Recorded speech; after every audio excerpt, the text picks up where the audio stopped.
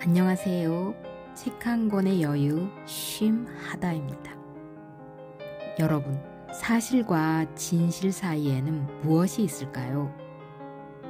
7년의 방을 쓴 작가 정유정은 사실과 진실 사이에는 바로 그러나가 있다고 합니다. 7년의 방은 바로 그 그러나에 관한 이야기입니다. 진눈깨비가 날리는 날 아침, 외딴 섬마을 여인숙에 한 소년이 서울구치소로부터 전보 한 장을 받습니다.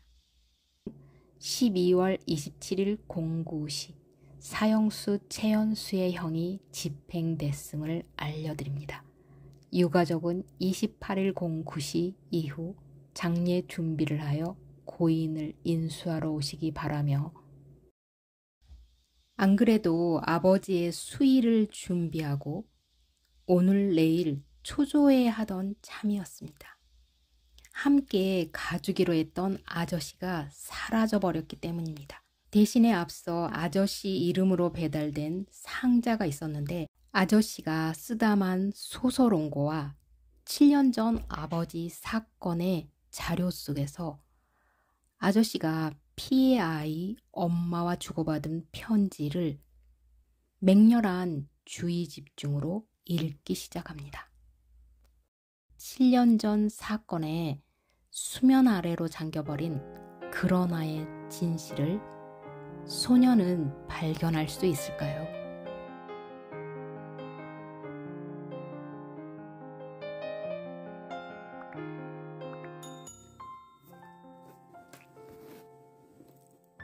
저는 며칠째 잠을 못 이루고 있습니다. 밤이면 이나가 깨지 않도록 조심조심 마당으로 나가 사과나무 밑에 가만히 서 있고는 합니다. 이나는 그런 저를 불안한 눈으로 지켜보는 기색입니다. 제가 고민하고 있는 게 뭔지 눈치챈 것 같기도 합니다. 어제는 이런 말을 했습니다. 하영아, 너 하고 싶은 대로 해. 무엇이든 누군가가 아니라 너를 위해서 해. 그래 라고 대답했습니다. 그 사건 이후 저는 딸의 이야기를 입에 담은 적이 없습니다. 그것은 봇물과도 같아서 한 줄기가 흘러나오면 이내 뚝을 무너뜨리고 저를 침몰시키리라는 걸 알고 있는 까닭입니다. 그런데도 저는 말하기로 마음먹었습니다. 제가 무엇을 말할 수 있을지 의문이긴 합니다. 저는 그때 딸의 곁에 있지도 않았고 아무것도 도울 수도 없었습니다. 딸에게 무슨 일이 있는지도 몰랐습니다. 무엇 하나 돌이킬 수 없었을 때에야 딸의 죽음을 알았습니다. 딸이 어떤 운명과 맞닥뜨렸는지도 모르고 어미 된 저는 프랑스 체류를 연장시키겠다고 카사블랑카에 나가 있었습니다. 낯선 이국의 항구를 서성이며 인생이 제게 준 상처와 고뇌에만 휩싸여 있었습니다. 딸의 소식을 들은 건 장례식이 끝난 후였습니다. 저는 먹지도 못하고 잠도 이룰 수 없었습니다. 얼마나 외로웠을까, 얼마나 무서웠을까, 얼마나 아팠을까. 그런 생각을 하면 제가 살아있는 것이 끔찍한 범죄 같았습니다. 몇 번에 걸친 자살 시도가 실패로 돌아간 뒤 저는 가까스로 살 방법을 찾아냈습니다. 제 목을 죄어오는 죄책감을 딸을 죽인 자에 대한 분노와 증오로 덮어버린 것이지요. 그것이 저를 점점 황폐하게 만들고 있다는 것을 알면서 말입니다. 그쪽이 보낸 첫 편지는 그런 제게 또 다른 분노를 안겨주었습니다. 그쪽을 파렴치 안으로 단정지었습니다. 소설가라는 것이 그랬고 그 일을 소설로 쓰고 있다는 얘기가 그랬고 딸과 저와 남편에 대해 얘기해달라는 요구가 그랬습니다. 한편으론 무섭기도 했습니다. 남편도 모르는 제 주소를 어찌 알았는지, 혹시 남편의 하수인이 아닌지, 이것은 저를 불러들이려는 남편의 계략이 아닌지. 행여 하고 친정에 연락해 보았습니다. 아버지가 알려주었노라고 하셨습니다. 오래전 딸의 유품을 간직했다가 전해준 사람이라고 하셨습니다. 불안은 가셨지만 분노가 가시지는 않았습니다. 아무리 딸에게 호의를 베풀었던 사람이라 해도 제게 이런 무례한 요구를 할 수는 없다고 생각했습니다. 그쪽이 보낸 두 번째 우편물을 보고 나서는 커다란 혼란에 빠졌습니다. 사전만큼이나 두꺼운 미완성 원고는 제가 몰랐던 잔인한 진실들을 담고 있었습니다.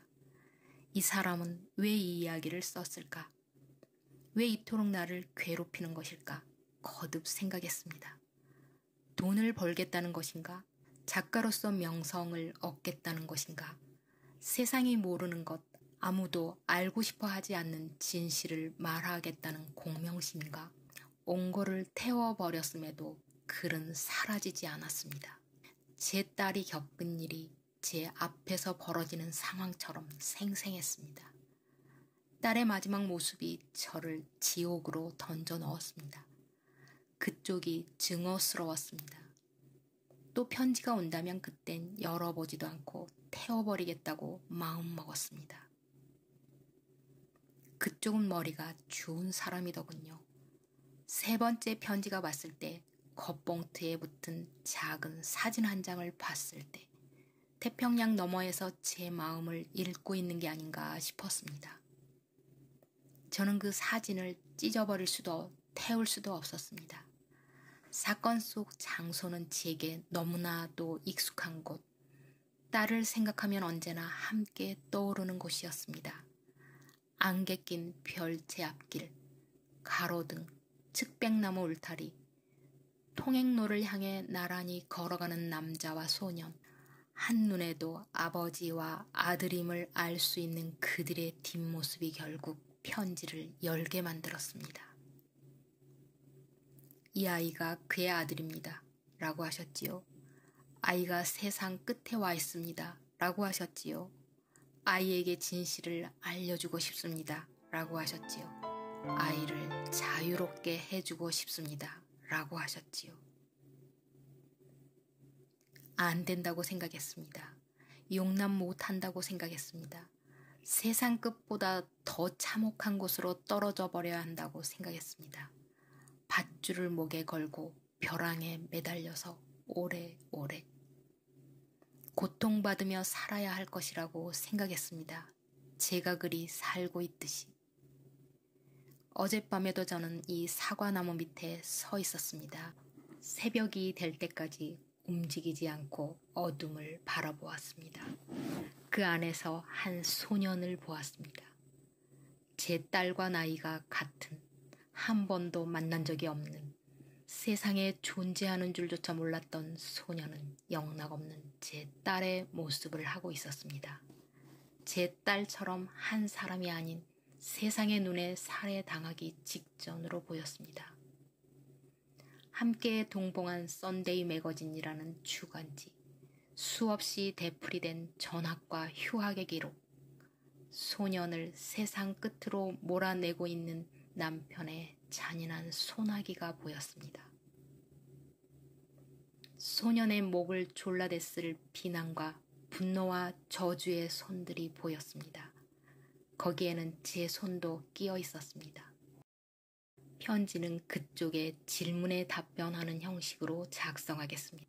그에 앞서 말해둘 것이 하나 있습니다. 저는 남편과 12년을 살았습니다. 남편이 저를 아는 만큼 저도 남편을 안다는 뜻. 그렇기는 하나 제 관점에서 남편을 얘기하는 건 그리 도움이 되지 않을 듯합니다. 제 입장을 먼저 옹호할 것이 뻔하니까요. 생각 끝에 제가 남편이 되어 남편의 말로 얘기하자고 마음먹었습니다. 그쪽은 이제부터 문하영이 아닌 오영재에게 질문을 던지는 것입니다. 뒤집어서 제가 아니라 오영재의 답변을 받는다고 생각하셔도 좋습니다. 부탁도 하나 있습니다. 소설이 완성되면 제게도 한 부 보내달라는 것입니다. 저도 진실을 알고 싶습니다. 아래층에서 이나가 부릅니다. 아침을 먹으라는군요. 저는 이만 내려가 봐야겠습니다. 문하영 드림.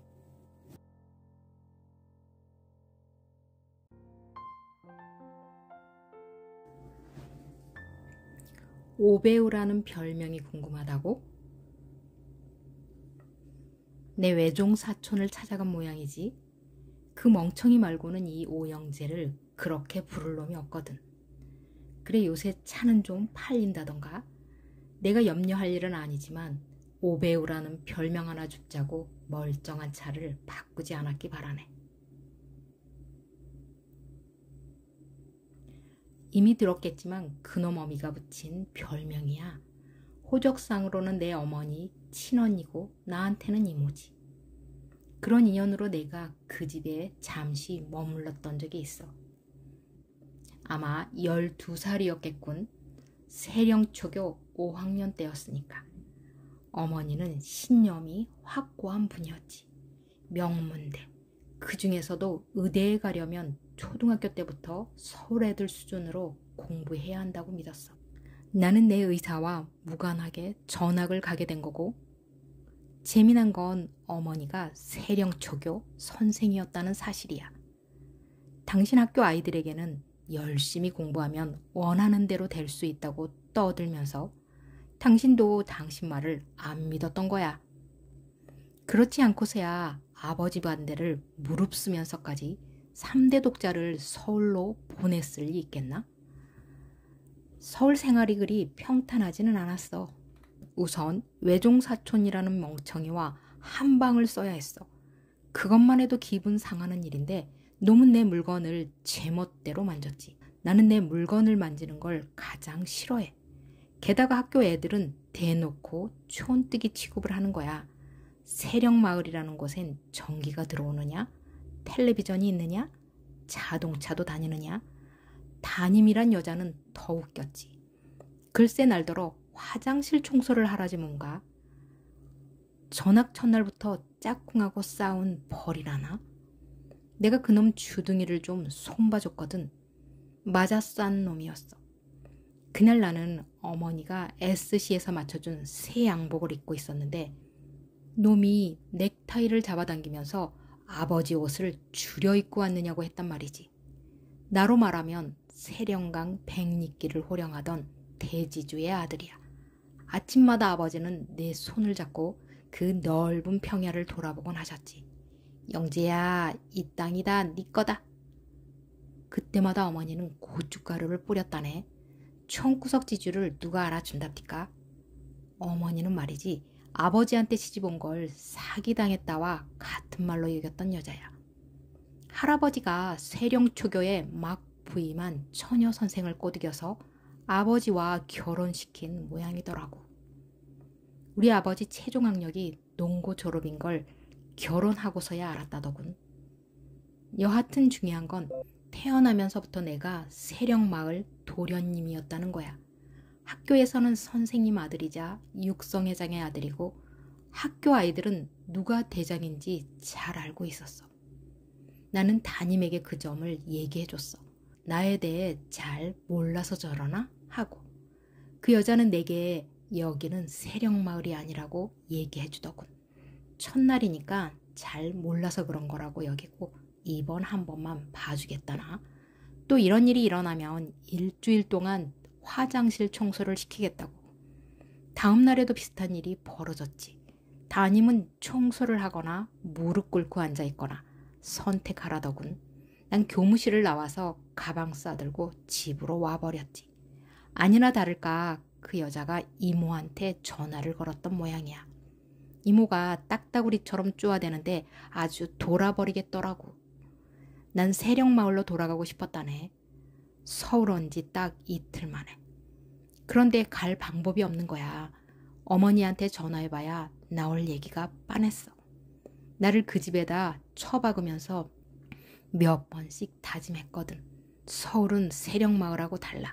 내 맘대로 되지 않아도 참을 줄 알아야 해. 난 말이지 그때나 지금이나 참는 게 제일 싫은 사람이야. 내 마음대로 되는 세상에서 살고 싶은 사람이고. 맥이 빠져서 방에 들어가서 보니까 내 책상에 올려둔 성냥개비 모형집이 망가져 있는 거야. 몇 달씩 공들여 만든 건데. 누가 이랬느냐고 물었더니 멍청이가 심드렁하게 대답하더군. 나비가 파리를 보고 흥분해서 날뛰다가 그랬다고. 나비는 그 집에서 키우는 고양이였어. 눈이 노랗고 등에도 노란 줄무늬가 있는 놈. 고양이가 한 짓이라도 달라질 건 없지. 주인이 도의적인 책임을 져야 마땅한 거야. 박치기로 멍청이 코를 봐버렸어. 멍청이는 코피가 났다고 울고 이모라는 여자는 저녁밥을 안 주더구만. 잘못했다고 빌어야 밥을 준다나? 굶었지. 그리고 앉았어. 그 집 인간들이 모조리 잠들고 난 후에 할 일이 있었거든. 거실에 여행용 트렁크처럼 생긴 물건이 있었는데 그게 나비란 놈 집이야. 놈 그 안에 엎어져 자고 있더군. 잽싸게 뚜껑 지퍼를 채워서 밖으로 들고 나갔어. 그리고는 계단참 창문에서 지퍼를 열고 거꾸로 흔들어 버렸지. 나비가 나비같이 날아갔다네. 난 트렁크를 제자리에 두고 방으로 들어왔지. 그지야 잠이 오더군. 아침에 난리가 났지. 이모란 여자는 또 밥을 안 주더군. 나비를 찾아다니느라 내 아침 같은 건 안중에도 없었던 거지. 어디 그뿐인가 학교에 가려고 옷을 찾았더니 바지고 셔츠고 어머니가 싸준 옷가방 그대로 들어있더라고. 다림질은커녕 옷걸이에 걸어두지도 않은 거야. 그걸 옷이라고 내 손으로 꺼내 입고 두 끼를 굶은 채로 도시락도 없이 나가는데 정말로 거지가 된 것 같더라니까. 우리 어머니는 내 팬티까지 다려서 입혔거든. 학교에서도 열 좀 받았지. 담임이란 년이 날더러 복도에 나가 있으라는 거야. 가는 건 내 마음이지만 들어오는 건 제 허락이 있어야 한다나. 안 나갔지. 있는 대로 꼭지가 틀어져서 그년을 노려보고 있었지. 그랬더니 그년이 얼굴이 벌개져서는 내 팔을 틀어잡고 질질 끌어내는 거야. 그때 말이야. 어디서 낄낄대는 소리가 들리는 거야. 돌아봤더니 짝꿍이란 놈이 책으로 얼굴을 가리고 웃고 있더군. 화약고에 불을 던진 것이지. 온몸이 활활 타오르면서 입이 시뻘개지고 뱃속에서 폭탄이 터졌다네. 쾅쾅. 정신을 차려보니 양호실이었어. 양호 선생 말로는 내가 발작을 일으켰다더군. 눈 뒤집고 혀 물고 꽈당. 담임이란 년은 겁이 나서 나를 양호실로 옮긴 것이지. 다들 내가 간질병이라도 걸린 줄 알았던 모양이야. 점심시간에 담임이 오더니 조퇴를 시켜줬다네. 부모님이 올라오셨다니까 함께 병원에 가보라고. 한달음에 달려갔지. 그런데 현관문 열자마자 골 때리는 일이 벌어지고 있는 거야. 아버지와 어머니 앞에 나비 시체가 떡하니 놓여있고 이모란 년은 내가 한 짓을 떠벌리느라고 침을 튀기는 중이었어. 사촌놈이 잠결에 내가 나가는 걸 봤다나? 현관 밖으로 나가는 소리가 들려서 잠을 깼는데 좀 있으니까 다시 들어와 자기도 잠들었다고 했다는 거야.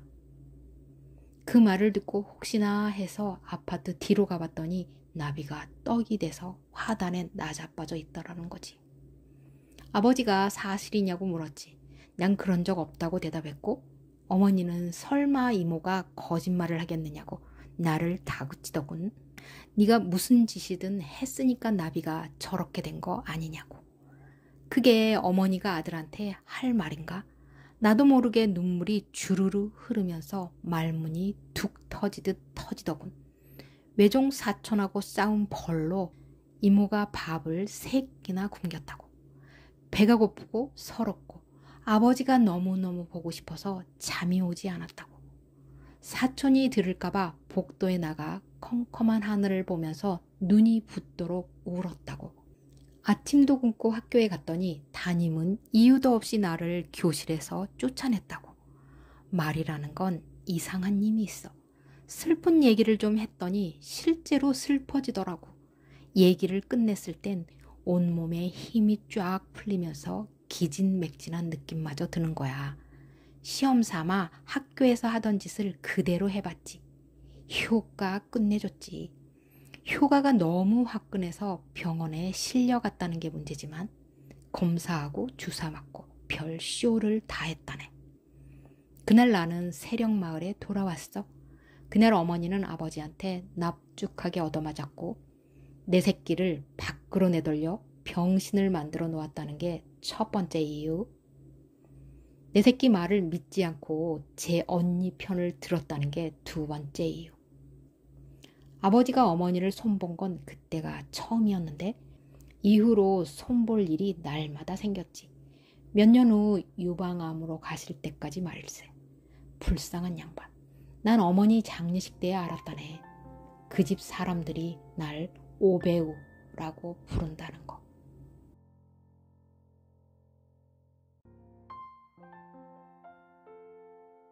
보내주신 원고를 읽었습니다. 마지막 장이 없더군요. 그 아이 엄마의 이야기가 들어갈 장이겠지요. 아직 알아내지 못했거나 상황을 확신할 만한 근거가 없나 보다 추측했습니다. 제가 이야기하지 않은 부분이 있다는 것도 깨달았습니다. 남편이 살아있다는 걸 안 건 그 사건이 난 지 2달 후입니다. 제가 정신을 차리지 못하고 있던 때이자 탈진으로 쓰러졌던 시점이기도 합니다. 이나는 당시 로앙의 한 종합병원 정신과에서 미술치료사로 일하고 있었습니다. 저는 그 병원 내과에 입원해 이틀째 치료를 받던 중이었습니다. 아침나절 링거를 맞으며 잠이 들었다가 문하영 하고 부르는 소리에 깨어났습니다. 깨는 순간 제 목젖을 쓰다듬는 손가락이 있다는 걸 알아차렸습니다. 저는 얼어붙었습니다. 제 목젖을 쓰다듬으면서 문하영 하고 부를 사람은 이 세상에 한 사람밖에 없으니까요. 남편이 잠을 깨우는 방식입니다. 그러니까 화가 나서 혹은 조금 늦게 집에 들어왔는데 저와 세령이 잠들어 있는 경우에 말이지요. 저는 눈을 뜰 수가 없었습니다. 꿈이었으면 했습니다. 다시 문하영 눈 떠 라는 말이 들렸습니다. 꿈이 아니었던 거지요.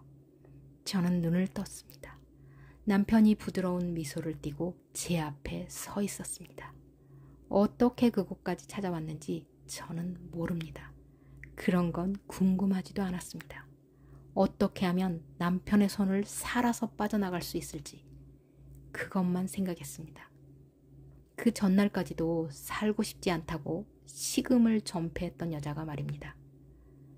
남편은 제 머리채를 움켜쥐고 일으켜 앉힌 뒤 물었습니다. 세령이 보고 싶지 않나? 저는 숨을 삼켰습니다. 무슨 말인지 감조차 못 잡았습니다. 사진 한 장이 제 손에 놓일 때까지 입관 사진이었습니다. 수의를 입히고 두건을 씌워 관에 눕힌 사진 말입니다. 저도 모르게 벌떡 일어나 종을 치듯 비상호출 줄을 당기면서 소리를 지르기 시작했습니다. 제 목청이 제 남편 오영재를 당황시킬 만큼 큰 줄은 저도 몰랐습니다. 남편은 제 윗도리를 잡아채며 제 얼굴로 주먹을 날렸고 저는 링거병을 뽑아 남편의 이마를 내리쳐 버렸습니다.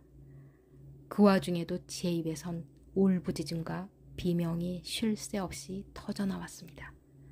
그것은 오열이었고 공포에 질린 비명이었고 분노에 찬 고함이기도 했습니다. 전 마누라를 괴롭히겠다고 죽은 딸의 입관 사진을 찍어오다니요. 간호사와 남자보호사가 뛰어들어왔습니다. 저는 서툰 불어로 이 남자가 병실로 침입해서 잠든 저를 강간하려 했다고 소리쳤습니다. 남편은 불어를 전혀 못합니다. 병실로 저를 찾아오기까지는 통역의 도움이 있었겠지요. 하지만 그 자리에 통역이 있었어도 빠져나가기 힘들었을 겁니다.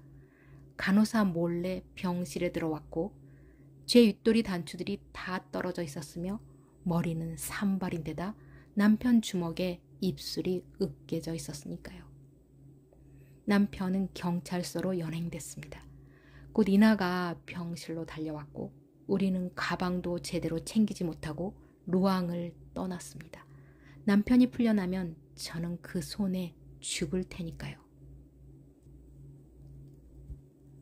우리가 이곳 아미행에 자리 잡기까지의 역사는 굳이 말하지 않아도 될 것 같습니다.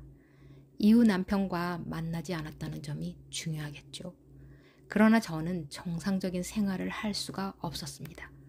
혼자 집 밖에 나갈 수도 없었습니다. 마트에 장을 보러 가는 일조차도 할 수 없었습니다. 체류 연장을 위해 북아프리카로 나가야 할 땐 반드시 이나가 동행해 주었습니다. 눈이 빨개져서 저를 찾고 다닐 남편을 두려워하면서 방에 꼭꼭 숨어 살아온 것입니다. 그쪽이 제게 편지를 쓰기 전까지 7년 동안 말입니다. 그쪽에게 남편이 되어 편지를 쓰는 동안 저는 남편을 이해할 수 있게 되었습니다. 아니, 인간에 대해 좀 더 솔직한 이해에 도달하게 됐다고 해야겠지요. 어디선가 그런 얘기를 읽은 적이 있습니다. 인간은 총을 가지면 누군가를 쏘게 되어 있으며 그것이 바로 인간의 천성이라고. 더하여 제 등짝에 붙어있는 존재와 정면으로 맞닥뜨린 시간이기도 합니다. 딸에 대한 죄책감과 언젠가 들이닥칠지도 모르는 남편에 대한 두려움으로 평생 방 안에 숨어 살아갈 제 그림자 말입니다. 이 가련한 그림자를 대면할 때마다 그 소년을 떠올렸습니다. 제가 이 편지를 쓰게 된 가장 큰 이유일 것입니다. 남편은 세상에서 가족을 가장 소중히 여기는 사람입니다. 처음엔 그것이 가족에 대한 사랑이라고 여겼습니다.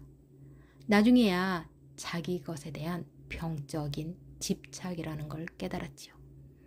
그에게 아내와 아이는 자기 것의 핵입니다. 자신이 정한 자리에 있어야 하는 것, 자신의 권위와 영향력과 통제력을 확인하는 대상, 자신이 주는 것만 받고 자신이 요구하는 것을 주는 존재, 자신의 방식대로 움직이는 손가락과 발가락입니다. 그것이 흔들린다는 건 자기 세계의 핵심이 손상당하는 것과 같은 의미입니다. 남편에게는 절대로 있을 수 없고 있어서도 안 되는 일입니다. 그것이 복원이 불가능한 상태로 손상당했을 때 남편이 어떻게 할지는 상상할 필요도 없을 겁니다. 그쪽이 쓴 온고에 의하면 이미 한번 경험한 바 있으니까요. 또한 그 온고로 짐작컨대 아직 끝난 것이 아닙니다. 사형 집행 움직임이 있다고 하셨지요. 지금까지 사형 집행 건수가 12월에 가장 많았다고 하셨지요. 최근에 건강검진을 받은 게 걸린다고 하셨지요. 그렇다면 소년이 위험합니다. 그쪽도 마찬가지고요. 남편이 7년간 유령 인간으로 살아왔다는 건 소년을 자신의 시야 안에 두면서 차츰차츰 세상 밖으로 몰아왔다는 것. 그러면서도 소년에게 직접적으로 손을 쓰지 않았다는 것. 이는 소년과 소년의 아버지를 한꺼번에 갖겠다는 뜻입니다. 남편은 사형 집행일을 기다리고 있는 것입니다. 어떤 방법으로 집행 날짜를 알아낼지 저는 모르겠습니다. 남편에겐 그리 어려운 일이 아니라는 정도만 짐작합니다. 아마도 해방꾼을 먼저 처리할 테고요. 예전 실패를 거울 삼아 이번엔 떼어놓는 데 그치지 않을 겁니다. 이는 그쪽에게 써먹을 패가 없다는 의미이기도 합니다. 카드는 소년이 쥐고 있습니다. 소년에게 전했으면 합니다. 상황을 역이용하라고요. 필요하다면 저를 써먹으라고요. 한 번 정도는 먹힐 패일 겁니다. 휴대전화 번호를 알려드립니다. 땡땡 33에 634 6772에 32. 어제는 모처럼 즐거웠습니다. 이나가 결혼을 했거든요. 밤마다 제가 찾아들던 이 사과나무 아래서 말입니다. 모처럼 햇살이 따뜻한 날이었습니다. 이나는 웨딩드레스를 입지 않았습니다. 아끼던 원피스를 꺼내 입고 제가 엮어준 장미다발을 들고 필립과 금반지를 주고받았습니다. 필립은 아미행에 온 후부터 우리와 함께 동거해온 이나의 남자친구입니다. 애니메이션 제작업자인데 주로 원화 부분만 수주해서 납품하는 일을 합니다. 덕택의 저는 취업 자격 없이 밖에 나갈 필요도 없이 일거리를 얻을 수가 있었습니다. 이나의 남편이자 제 보스인 셈이지요. 저는 내일 프랑스를 떠날 예정입니다. 이번엔 체류 연장을 위한 짧은 여행이 아닐지도 모르겠습니다. 혼자 밖으로 나가는 일이 여전히 두렵지만 해볼 참입니다. 등짝에 붙은 그림자를 없애고 나면 제게 무엇이 남는지 보고 싶습니다. 어디로 갈지는 아직 정하지 않았습니다. 다만 이곳으로는 돌아오지 않을 생각입니다. 햇살이 맑은 날입니다. 저는 지금부터 마당에 내려가 볼 참입니다. 일광욕 의자에 널어둔 이불도 거들 겸 결혼식 피로 연에 쓸 파이를 잔뜩 굽게 해주었던 사과나무를 마지막으로 돌아볼 겸 해서요. 11월 1일 문화영 드림.